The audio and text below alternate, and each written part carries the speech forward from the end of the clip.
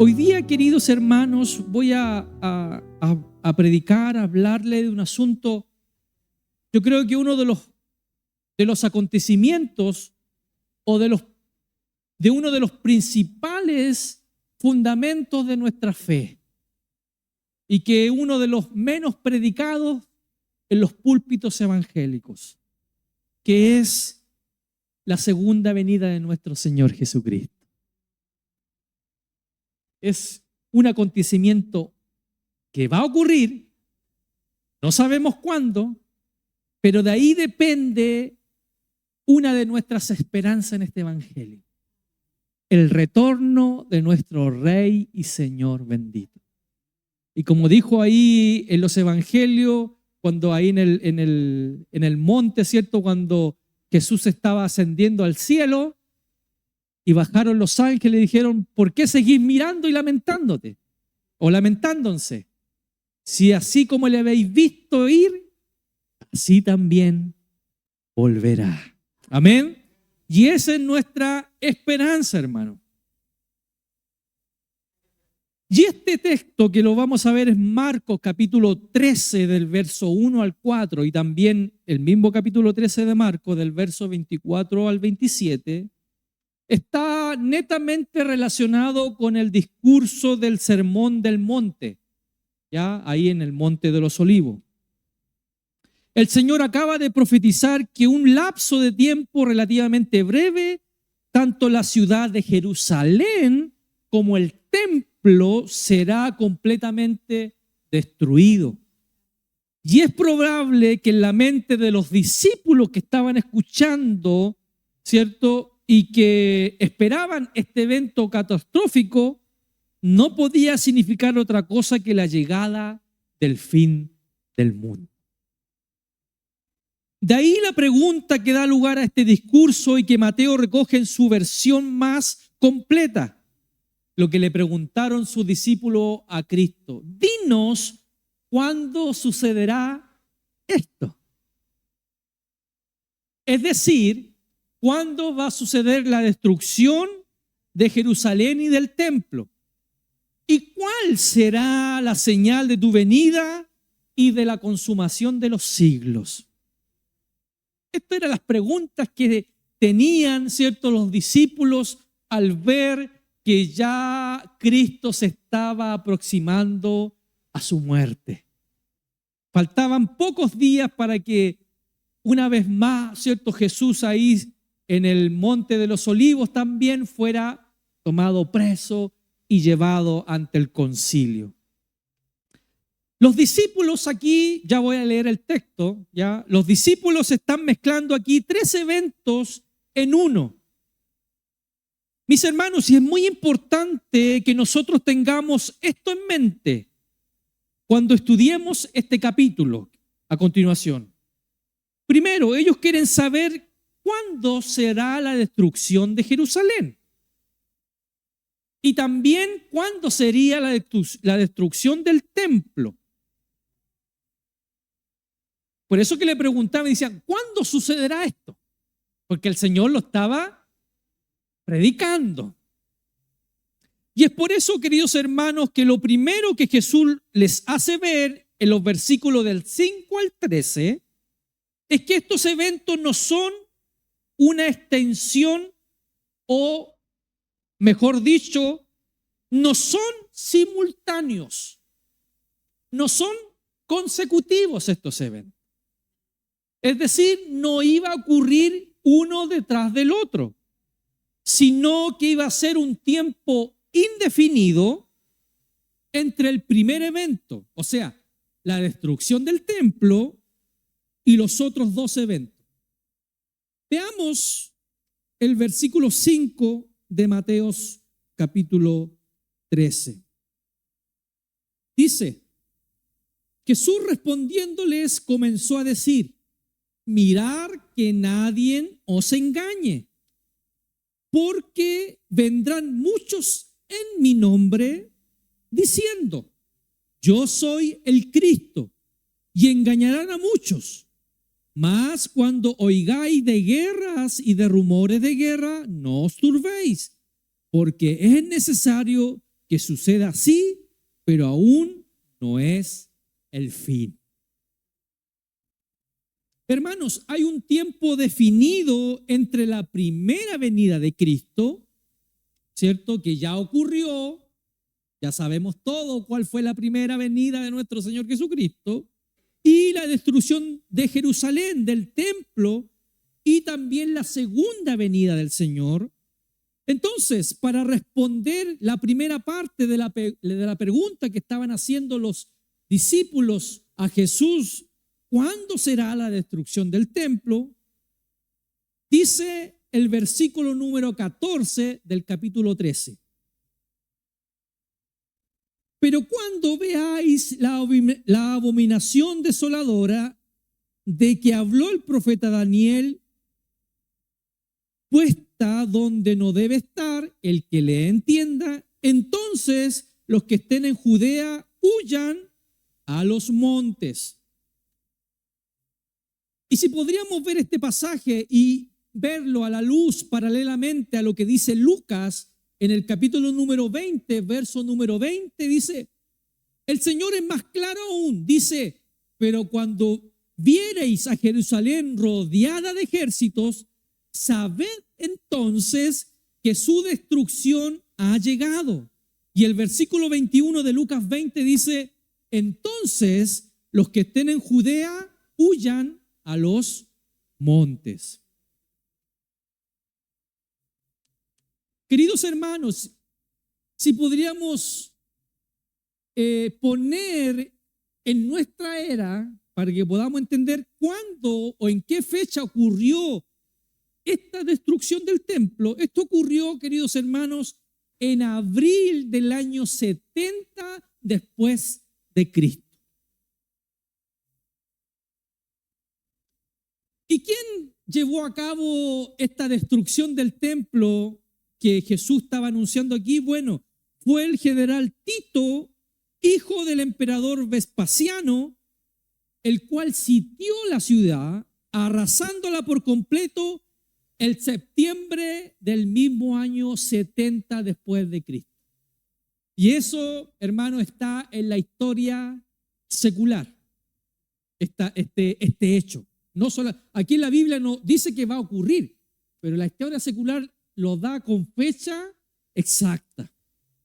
Y de acuerdo al historiador Flavio Josefo, un historiador de la época, dice que más de 1 millón de personas murieron frente a este ataque.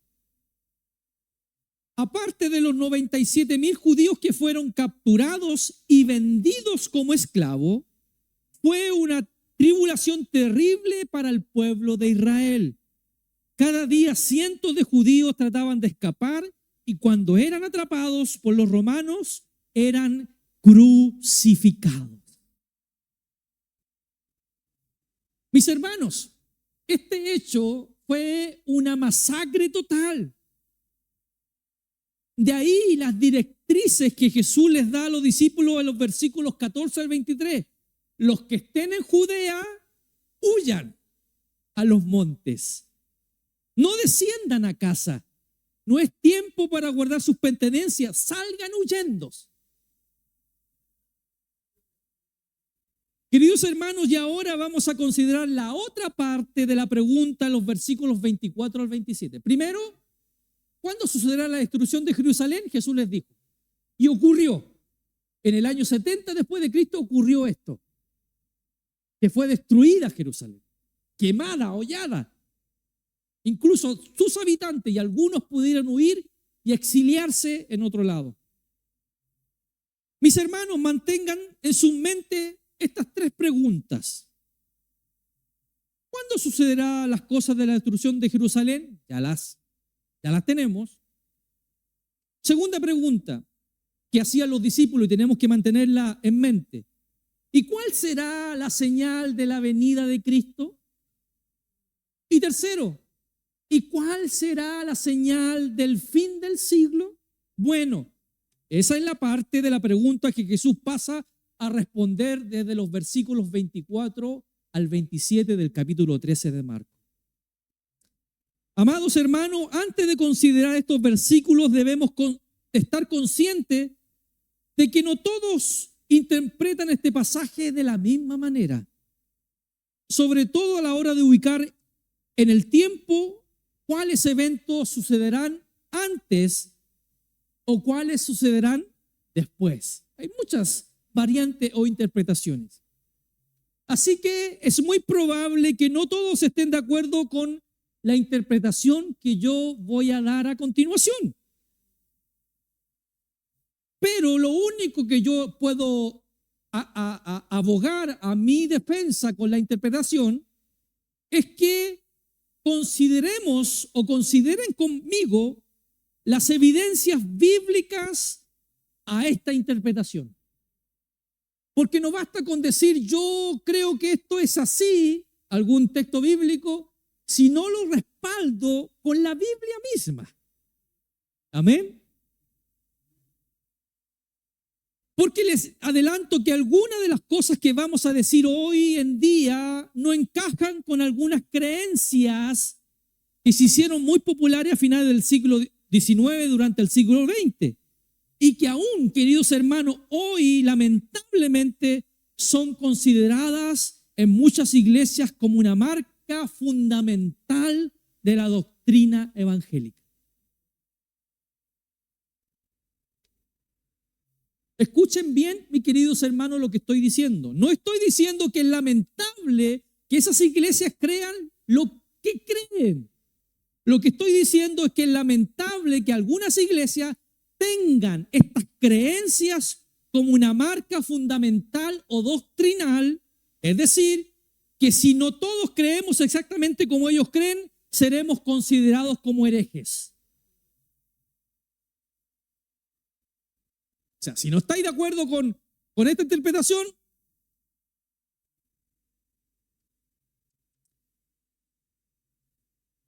el Señor sabe que no es mi intención generar controversias innecesarias, pero es mi deber como pastor de esta iglesia exponer lo más fielmente posible lo que creo que es la enseñanza de este pasaje, como siempre he tratado de hacerlo, queridos hermanos.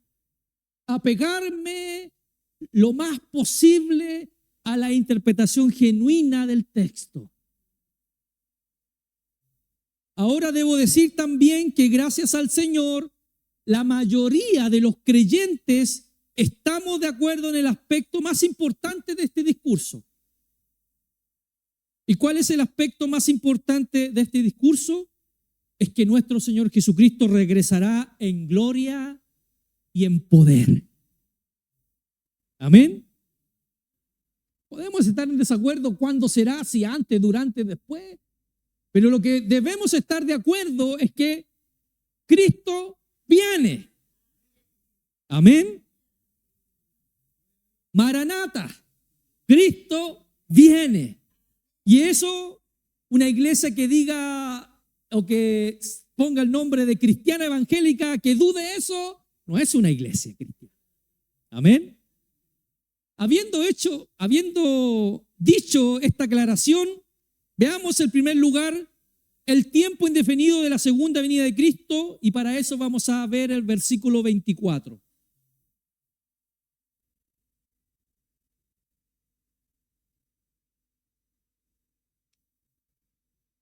Pero en aquellos días, después de esa tribulación, por favor, hermano Justin, síganos con el texto, por favor. Versículo 26 dice: entonces verán al Hijo del Hombre que viene en las nubes con gran poder.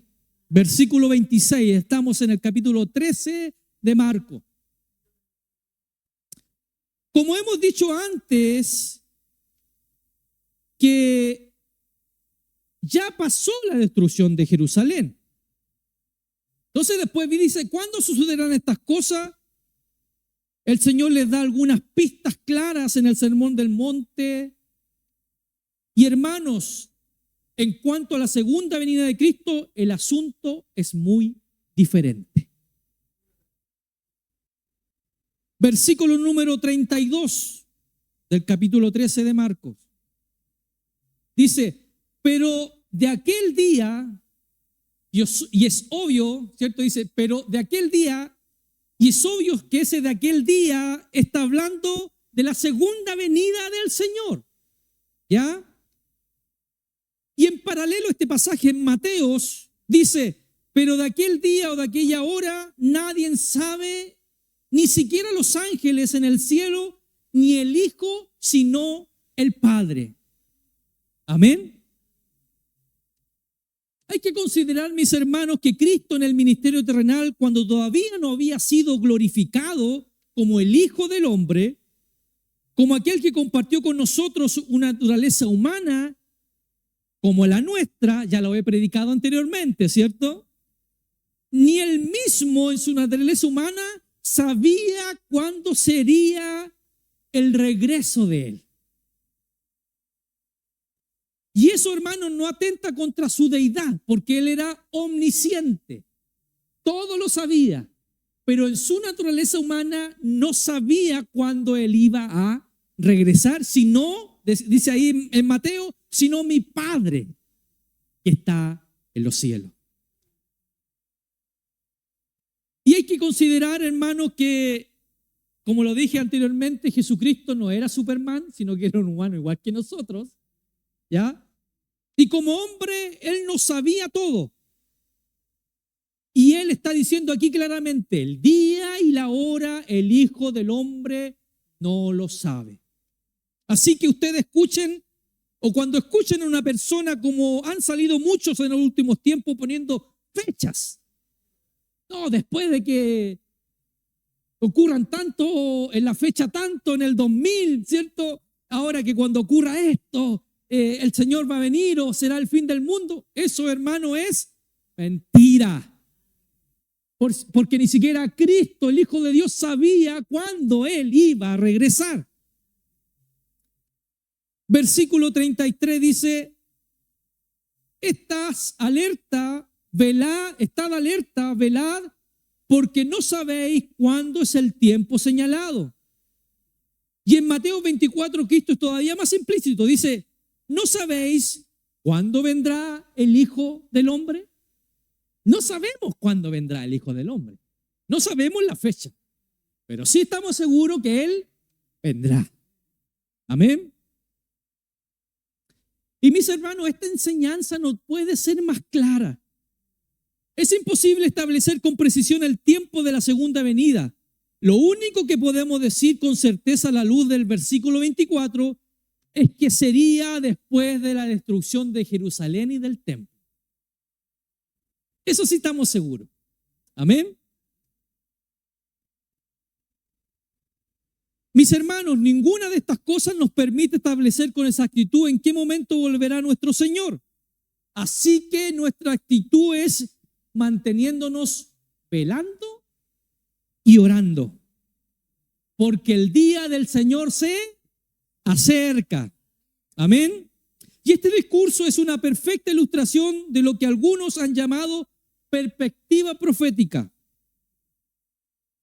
¿Y qué es lo que es la perspectiva profética? Y que la encontramos en la Escritura muchas veces, que es una secuencia de eventos. Amén. Pero en un enmarco de un tiempo indefinido. O sea, sabemos lo que va a ocurrir, pero no sabemos cuándo o con exactitud. Amén. Y la ilustración que siempre se usa, si nosotros podríamos mirar las montañas, las puntas de las montañas, vemos que una está al lado de otra, ¿cierto? Si uno mira la montaña aquí ve muchas puntas de montaña. Pero los que han tenido la oportunidad de cruzar la cordillera, se dan cuenta que la punta de una montaña está al otro extremo de la otra punta de montaña. O sea, no están juntas. Nosotros las vemos juntas, pero cuando las vemos desde arriba están a veces kilómetros de separación. Bueno, ese mismo ejemplo se usa con esto.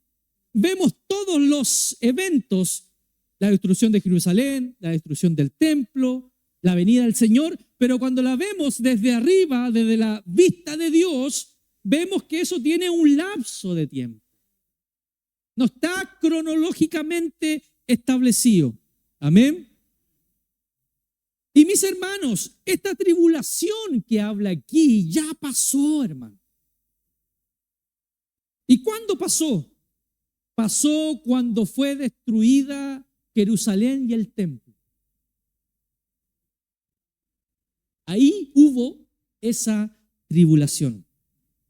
Hablando del pueblo de Israel, el Señor nos dice en Lucas capítulo 21, verso 23, escuche con atención, dice que habrá una gran calamidad sobre la tierra e irá o herirá para este pueblo, refiriéndose a los judíos. Ahora, hermanos, ¿cómo sabemos que eso no está hablando de la segunda venida de Cristo, sino de la destrucción del templo? Por lo que sigue diciendo Lucas en el versículo 24. Dice, y caerán a filo de espada y serán llevados cautivos a todas las naciones. Eso ya pasó, lo que le comenté anteriormente, en el año 70. ¿Cierto? Fue destruido y los que quedaron fueron llevados cautivos. Y sigue el texto, dice, Jerusalén será hollada por los gentiles hasta que los tiempos de los gentiles se cumplan. Verso 25, entonces dice Lucas, habrá señal en el sol, en la luna y en las estrellas, porque las potencias de los cielos serán sacudidas. Y el 27 dice, entonces verán al Hijo del Hombre que viene en las nubes con poder y gran gloria. ¿Cuándo sucederá esto? Dice Lucas, cuando los tiempos de los gentiles se cumplan. ¿Ven la secuencia, hermano? Destruido Jerusalén, destruido el templo, los judíos salen huyendo, viene el tiempo de los gentiles y luego viene la venida del Señor. Hermano, estoy tratando de ser muy simple porque esto es muy profundo, lo que tiene que ver con la escatología. Y esto, hermano, es estar pisando sobre fundamento sólido. Y por eso que es muy importante que usted lo comprenda y lo entienda muy bien. Amén. Lo que estoy diciendo es que la secuencia de eventos es la siguiente. Mire, Jerusalén y el templo son destruidos. Y esto ocurrió, y lo dice la Biblia en Marcos capítulo 13, del 14 al 23. Los judíos caen a filo de espada y son enviados a todas las naciones. Y Jerusalén es hollada por los gentiles, hasta que los tiempos de los gentiles se cumplan. Eso es lo que ha estado pasando en toda la era cristiana evangélica. O sea, hoy día, bíblicamente o escatológicamente, estamos viviendo el tiempo de los gentiles. Así se llama, ¿ya? Y que en la jerga cristiana evangélica se le ha puesto, y que la Biblia no lo llama así, pero alguien le puso los tiempos de la gracia, más conocido en el ámbito evangélico. Pero bíblicamente se llama el tiempo de los gentiles, ¿ya? Ahora, queridos hermanos, la pregunta es, ¿a qué se refiere Cristo aquí cuando habla de los tiempos de los gentiles? ¿Y cuándo se cumplirá ese tiempo? Bueno, yo creo que el Señor está hablando aquí de este tiempo que Dios ha abierto la puerta del evangelio a los gentiles de forma que la gente pase a ser el pueblo de Dios a través de su iglesia. Amén. Porque ahora se están convirtiendo gente de todas las razas, se están convirtiendo gente de todas las naciones. Dios está conformando a su iglesia. Cuando se completa el número de los elegidos de todas las naciones, entonces Cristo vendrá, no antes. Porque hay un número que se tiene, y no estamos hablando de los 144,000, que ese otro, no estamos hablando de ese número. Pero hay un número determinado por Dios que se tiene que cumplir. Por eso nuestro trabajo es predicar, anunciar el evangelio. Entonces, cuando se cumpla el tiempo de los gentiles, acompáñame a ver un momento en Mateo 21. Cristo da una parábola, la palabra de los sembradores malos. Y esto nos va a dejar más claro con respecto a esto, mi hermano. Y hay dos cosas que debo decir acerca de esta parábola. La primera es que esta parábola fue dirigida a los fariseos. Y la segunda es que esta parábola fue dicha muy probablemente el mismo día en que Jesús pronunció luego el discurso del Monte de los Olivos. Vaya conmigo en Mateo 21, verso 33. Mateo capítulo 21, verso 33. Dice, escuchen otra parábola. Yo la tengo aquí en otra versión, pero vaya leyéndola ahí también, sí, es casi parecida. Dice, había una vez un hacendado que plantó una viña y la cercó con un muro y cavó en ella un lagar y edificó una torre. Él está citando a Isaías del capítulo 5 del verso de Isaías, donde vemos claramente que esa viña es Israel. ¿Ya? Y dice, y la arrendó a unos labradores y se fue de viaje o se fue lejos. Ahí están los líderes religiosos de la nación de Israel. En Marcos dice que ellos entendieron que era contra ellos que Jesús había dicho esta parábola. Verso 34 dice, y cuando se acercó el tiempo, 21:34, y cuando se acercó el tiempo de la cosecha, envió a sus siervos a los labradores. ¿Quién eran los labradores? Los profetas. La tierra era los judíos. Los que compraron esa tierra o arrendaron esa tierra eran los fariseos, toda la parte religiosa. Los siervos que enviaron para que lo labraran, los profetas. Verso 35.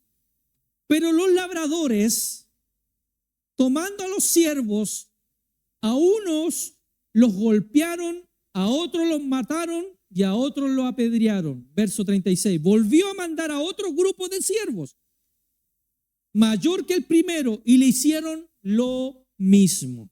37 dice, finalmente les envió a su hijo, o sea, el dueño del terreno, diciendo, respetarán a mi hijo. Pero cuando los labradores, o sea, los fariseos, vieron al hijo, dijeron entre sí, este es el heredero, venid y matémosle y apoderémonos de su heredad. ¿No le suena algo parecido de la historia? 39. Y echándole mano, lo arrojaron fuera de la viña y lo mataron. Jesús fue muerto ¿dónde? Fuera de Jerusalén. O sea, lo echaron de la viña. Lo echaron de la tierra, de él. Verso 40. Sigue diciendo, cuando venga pues el dueño de la viña, ¿qué hará con estos labradores? 41. Y ellos dijeron, llevará a esos miserables a un fin lamentable y arrendará la viña, ¿a quién? A otros labradores que le paguen los frutos a su tiempo. ¿Qué pasó con lo que la promesa de Dios con el pueblo de Israel? Ellos rechazaron esa promesa. ¿A quién Dios le arrendó ahora ese terreno? A los cristianos. Y sigue diciendo el 42, dice, Jesús les dijo, ¿es que nunca leíste las escrituras? La piedra que desecharon los constructores, esa piedra angular se ha convertido. Esto fue hecho de parte del Señor y es maravilloso a nuestros ojos. Por eso os digo que el reino del reino de Dios os será quitado y será dado a una nación que produzca sus frutos. El 43. O sea, se le fue quitada la heredad a los judíos y Dios se la dio ¿a quién? A los gentiles, a la iglesia. Aquí estamos, mis hermanos, en el tiempo de los gentiles. Este es el tiempo de los gentiles. Cuando Israel rechazó a su Mesías, ellos fueron rechazados como el pueblo escogido por Dios. Ya lo hemos anunciado otras veces. Israel ya no es el pueblo escogido por Dios. Y muchos tienen por ahí, miremos Israel, que es el reloj de Dios. Mentira, hermano. Dice la Biblia que de dos pueblos hizo uno. Y los judíos, por más judíos que sean, tienen que arrepentirse y convertirse al evangelio, a la creencia de Cristo, para heredar nuevamente las promesas de su Padre.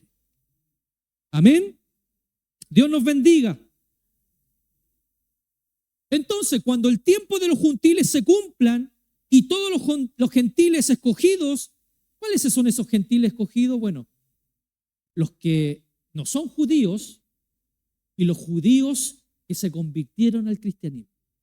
Entonces, cuando se unen esos dos números, entonces va a venir el Hijo de Dios. Amén. Y es por eso que hablamos de tiempo indefinido en la segunda venida, porque nosotros no sabemos en qué momento preciso de la historia se completará ese número de todos los judíos y de todos los gentiles. Y ahí en 2 de Pedro 3:3 y el verso 4 dice que en los postreros días vendrán burladores diciendo, ¿y cuándo viene el Señor? No sé si le ha pasado a usted, oye, esos canutos llevan 2000 años diciendo que Cristo viene y no pasa nada. Dios nos bendiga, hermano. Pero Pedro, en Pedro capítulo 3, verso 8 dice, el Señor, lo que ustedes tienen por tardanza es que el Señor está esperando que se conviertan todos sus elegidos, entonces vendrá el Señor. O sea, no es que Dios está tardando, sino que Él quiere que todos lleguen al arrepentimiento. Pero hay un tiempo que se va a cumplir. Hay una puerta que se va a cerrar. Amén. Lo segundo que vemos en este pasaje de Marcos 13 es la conmoción celestial que acompañará a la segunda venida. Mire lo que dice Marcos 13, verso 24. Pero en aquellos días, después de esa tribulación, ¿cuál tribulación? Vuelvo a insistir. Cuando fueron perseguidos, cuando fue destruida Jerusalén, cuando fue asolada Jerusalén, dice que el sol se oscurecerá, la luna no dará su luz, las estrellas irán cayendo del cielo y las potencias que están en los cielos serán sacudidas. Esta conmoción celestial que el Señor está describiendo aquí aparece en varios pasajes del Antiguo Testamento. Aparece en Isaías, aparece en Ezequiel, aparece en Joel. No es la primera vez que está determinado esto, hermano. Amén. ¿Debemos interpretar estas palabras en forma literal? ¿O si Jesús está usando aquí un lenguaje apocalíptico? ¿Cómo creen ustedes? Bueno, con respecto a esto es que no hay duda alguna que la venida del Señor será de bendición para unos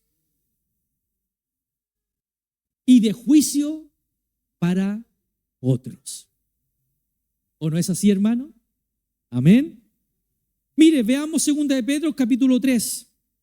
Escuchen cómo Pedro describe el día del Señor, es decir, el día de la venida de Cristo. Ese es el contexto. Vendrán muchos burladores diciendo, ¿y cuándo es que viene Jesús? Y Pedro ya dijo en 2 de Pedro capítulo 3, verso 8, amados, no ignoréis esto, que para el Señor un día es como 1000 años y 1000 años como un día. Versículo 9, el Señor no se tarda en cumplir su promesa. ¿Cuál promesa? Su segunda venida.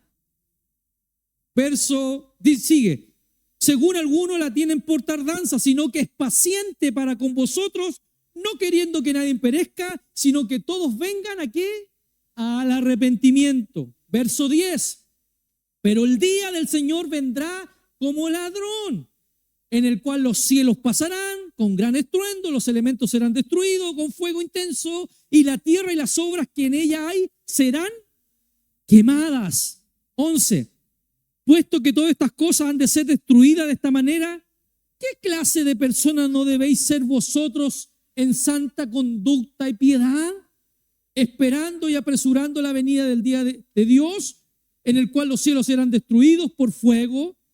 Pero según su promesa, nosotros esperamos nuevos cielos y nueva tierra, en los cuales mora la justicia de Dios. Verso número 13.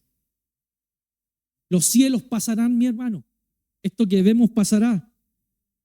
Si el universo entero Dios lo construyó en 6 días, ¿cuál es el problema en que un par de horas Dios destruya todo? Para Dios, porque dice que en un momento caerá el sol, caerá la estrella. Si Dios lo construyó en 6 días todo, ¿hay un problema que en un par de horas el Señor destruya todo y haga todo de nuevo?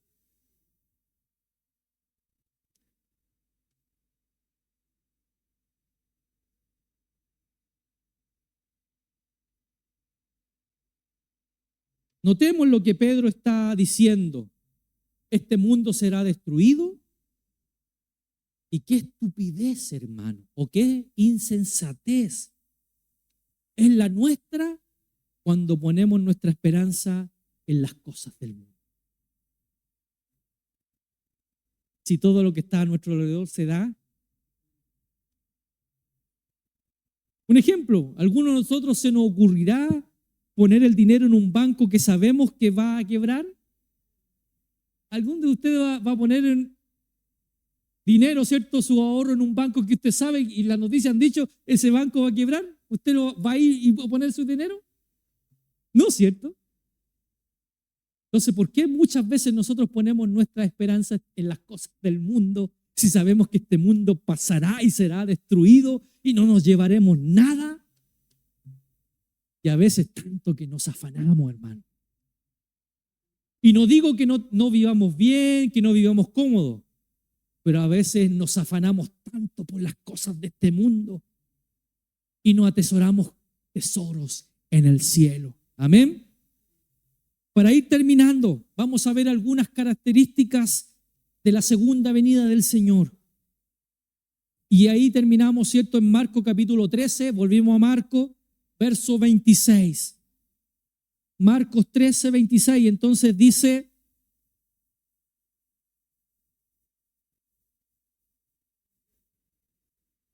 «27», dice, entonces, a ver, no, sí, estoy acá. Está en el 14, 13, 26. «Entonces verán al Hijo del Hombre que vendrá en las nubes con gran poder y gloria». Y aquí podemos ver 3 cosas, hermano. La venida de Cristo va a ser personal. O sea, cuando digo personal, va a ser en vivo y en directo. No es que va a bajar un espíritu, no. Cristo mismo, en forma personal, corpórea, gloriosa. Por eso que dice que todo ojo le verá. Ahora la pregunta es, ¿usted cree que ahora es difícil ver un acontecimiento mundial en vivo y en directo? Es imposible, ¿no? A lo mejor 10 años atrás era imposible. Pero hoy día con la tecnología ha avanzado tanto que usted sabe en vivo y en directo lo que está pasando en cualquier lugar del mundo. Amén. Entonces, Dios va a enviar a su Hijo en forma personal, corpórea. Y mire lo que dice para que reafirmemos este concepto. Hechos capítulo 1, verso 9. Y habiendo dicho estas cosas, viéndolos ellos, fue alzado y le recibió una nube que lo ocultó de sus ojos. Y estando ellos con los ojos puestos en el cielo, cuando Cristo ascendió, entre tanto que él se iba, he aquí se pusieron junto a ellos 2 varones con vestiduras blancas, los cuales también dijeron: varones galileos, ¿por qué estáis mirando el cielo? Este mismo Jesús, o sea, no es otro, el mismo Jesús, ser humano en cuerpo glorificado, que ha sido tomado entre vosotros, así vendrá el mismo como le habéis visto ir hoy por el cielo. O sea, el que subió hace 2000 años atrás es el mismo que va a bajar. Amén. 2. Este evento será visible y de mucho miedo para todos los que no creyeron en Él. La venida de Cristo será gloriosa para nosotros, pero para los que lo rechazaron será un evento espantoso. Amén. Apocalipsis 1:7 dice: he aquí vienen las nubes y todo ojo le verá. Y los que le traspasaron, ¿quiénes? No está hablando literalmente con aquello, el romano que le traspasó, ¿cierto? El costado, lo que les traspasaron, los que le rechazaron, los que le vituperiaron. Dice: y todos los linajes de la tierra harán lamentaciones por él. O sea, se lamentarán por no haber creído y aceptado a Cristo. Recuerda que cuando Él regrese ya el tiempo se habrá acabado. Y hermanos amados, la venida de Cristo no será secreta. Todo ojo le verá. Cristo fue burlado, golpeado, escupido, condenado a muerte en su primera venida, pero en su regreso regresará en gloria y nadie podrá burlarse de Él. Amén. Apocalipsis 6, versos 12 y 17. Miré cuando abrió el sexto sello y aquí hubo un gran terremoto y el sol se puso negro como tela de silicio y la luna se volvió toda como sangre y las estrellas del cielo cayeron sobre la tierra. Lo mismo que estábamos leyendo en Marcos y lo mismo que estábamos leyendo en Mateo. Y el cielo se desvaneció como un pergamino que se enrolla y todo monte y toda isla removió su lugar. Y los reyes de la tierra y los grandes, los ricos, los capitanes, los poderosos y todo siervo y todo libre se escondieron en las cuevas y entre las peñas de los montes. Y decían a los montes y a las peñas: caed sobre nosotros y escóndenos del rostro de aquel que está sentado sobre el trono y de la ira del Cordero, porque el gran día de su ira ha llegado, ¿y quién podrá sostenerse en pie? Bueno, Justin, estamos en el capítulo 6 de Apocalipsis, capítulo 12, versículos 12 al 17. Hermanos, esto será un evento terrible para los que no creyeron en Jesús. La pregunta es, en esta noche o en esta tarde, ¿nosotros estamos creyendo en Jesús? ¿Cristo ha salido a nuestra vida y a nuestro encuentro? ¿Estamos seguros que somos hijos de Él? ¿Estamos seguros que si Él viene en este momento, nos vamos con Él? Y no estamos hablando de perfección, porque dice la Biblia que seguimos siendo pecadores, seguimos cometiendo errores, nos seguimos equivocando. Estoy hablando de la seguridad que Cristo pone en la vida de cada uno de sus hijos. Y no hablo de las condiciones que cada uno vive a diario, porque no depende de lo que nosotros hacemos la salvación. La salvación depende de lo que Cristo ya hizo por nosotros. Amén. Y en tercer lugar, la segunda venida de Cristo será gloriosa. Mateo 13, 26. Entonces verán al Hijo del Hombre que vendrá en las nubes con gran poder y gloria.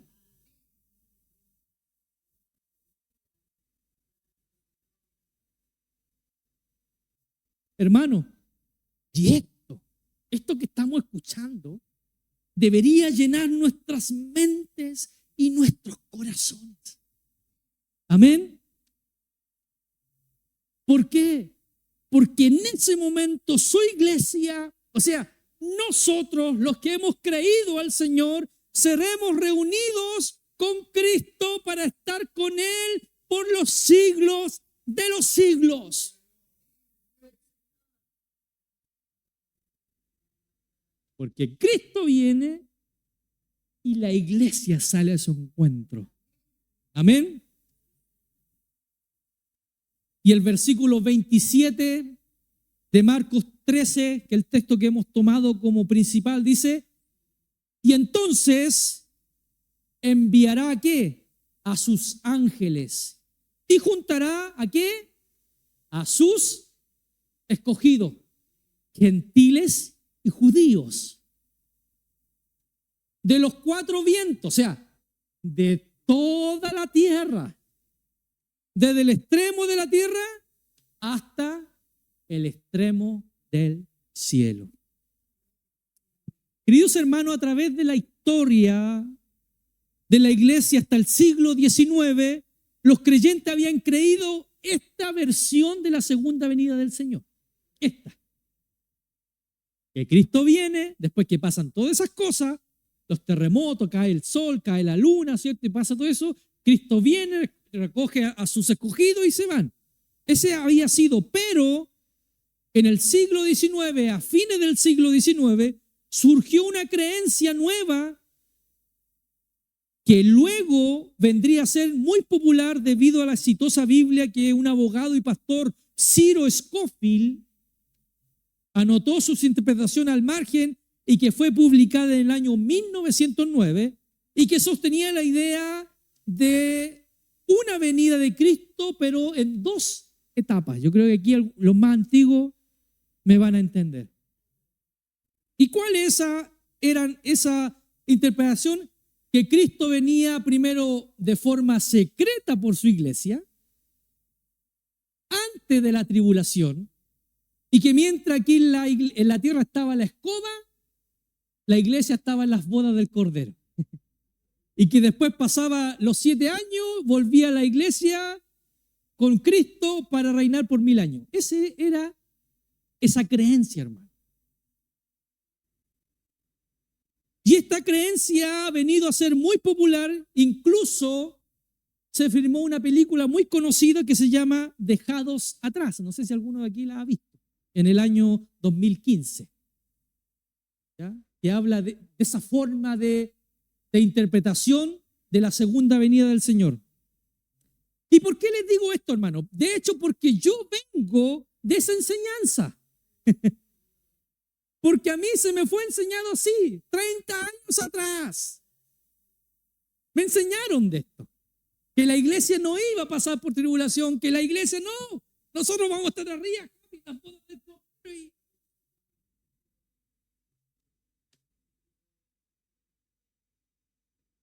Pero mire lo que dice en Mateo capítulo 13, 37. Si no es lo que yo digo, hermano. Es lo que la palabra del Señor nos dice claramente. Respondiendo él, ¿quién? Jesús les dijo: el que siembra la buena semilla es el Hijo del Hombre. El campo es el mundo, no es la iglesia. El campo es el mundo, lo dice claramente. La buena semilla, ¿quiénes son?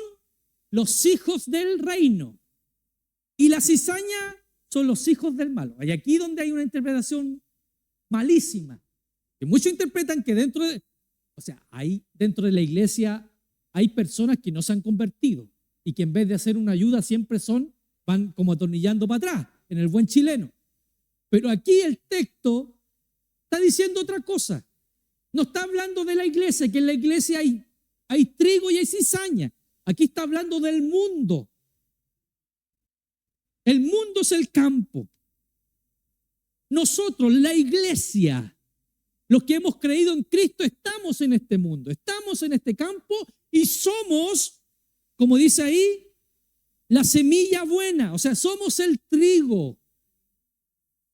Y la cizaña son los hijos del malo. ¿Quién? Los hijos del diablo, aquellos que están sin Cristo, como estábamos un día nosotros, muertos en delitos y pecados, esclavizados.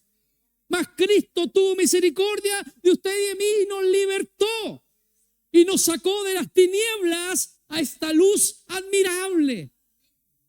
Amén. Sigue diciendo, el 40, verso 40 dice, de manera que como se arranca la cizaña y se quema en el fuego, así será en el fin de este siglo. Enviará el Hijo del Hombre a sus ángeles. ¿Quién es el Hijo del Hombre? Cristo, ¿cierto? Y recogerá de su reino. Recuerden que la tierra no es de Satanás. Todo lo que es creado, ¿de quién es? De Dios. Y está sustentado por la mano del Señor. Por eso que dice aquí, enviará el Hijo del Hombre a sus ángeles y recogerá de su reino a todos los que sirven de tropiezo y a los que hacen iniquidad. ¿Y los echará dónde? Está hablando del mundo, no está hablando de la iglesia. Porque yo muchas veces escuché, no, que vendrá el Señor y la iglesia separará unos. Ese tiene otro contexto, pero aquí en la venida del Señor, Él va a venir al mundo, porque todo ojo le verá. Y dice por ahí un texto, Él partará, ¿cierto?, a los corderos a un lado y a los cabritos a otro lado. Pero todos están viviendo y vivimos en este mundo. ¿Y qué va a pasar con aquello? Dice, y los echará en el horno de fuego. Y allí será el lloro y el crujir de dientes. ¿Y qué pasará con nosotros? Dice el 43, entonces los justos resplandecerán como el sol. ¿En quién? En el reino. Verso 43, en el reino de mi Padre. ¿Dónde estaremos nosotros? En el reino del Señor. Hermanos, ¿cuándo sucederá esto? En el fin del mundo, en el final de los tiempos. Cuando nuestro Señor Jesucristo regrese en gloria, los malos serán recogidos de su reino y los justos también serán recogidos por los ángeles del cielo. Hay muchos textos. Anótelo para que después, si quiere anotarlo. Primera de Tesalonicenses 4:13. Primera de Tesalonicenses 5:1. Segunda de Tesalonicenses 1:6. Segunda de Tesalonicenses 2:2. 2:8. Voy a leer el 2:8. Dice, y entonces se manifestará aquel inicuo a quien el Señor matará con el espíritu de su boca y destruirá con el resplandor de su venida. Recuerden que al final, después de los 1000 años, el Satanás, el diablo, será suelto nuevamente, para nuevamente engañar. Pero dice que al final de los tiempos, Dios los matará con el espíritu de su boca. Hermano, con estos textos podemos ver que Cristo viene una sola vez.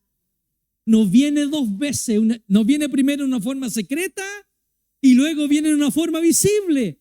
Viene una sola vez. La iglesia será arrebatada y vienen con Cristo a una tierra nueva y a un cielo nuevo. Cuando ya los impíos hayan sido completamente destruidos. Y esto es exactamente lo que nuestro Señor estaba enseñando en el Sermón del Monte. Cuando nuestro Señor Salvador regrese en gloria, Él enviará a sus ángeles para que recoja su trigo en el granero y la paja sea quemada en un fuego que nunca se apagará. La pregunta es, ¿estamos nosotros a la espera de nuestro Señor Jesucristo? La inminente venida de Cristo está latente en nuestro diario vivir como cristianos. ¿O creemos que el Señor ya Él, no, falta mucho todavía? Mis hermanos, Cristo viene.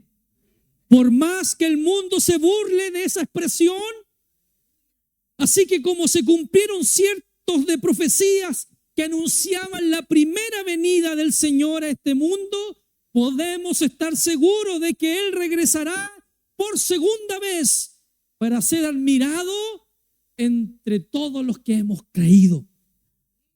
Mis hermanos, esa es nuestra esperanza, que algún día estaremos físicamente gloriosos o con un cuerpo glorificado con nuestro Señor y Salvador Jesucristo, para no separarnos nunca más de Él. Nuestra esperanza no es ir al cielo y ver las puertas de perlas, caminar por la calle de oro, no. Nuestra esperanza es estar con Jesús eternamente. Esa es nuestra esperanza. No solamente ir al cielo, estar ahí, caminar. No, mi esperanza es estar toda una eternidad con mi Señor y Salvador Jesucristo. Amén. Por eso, hermano, es menester que prediquemos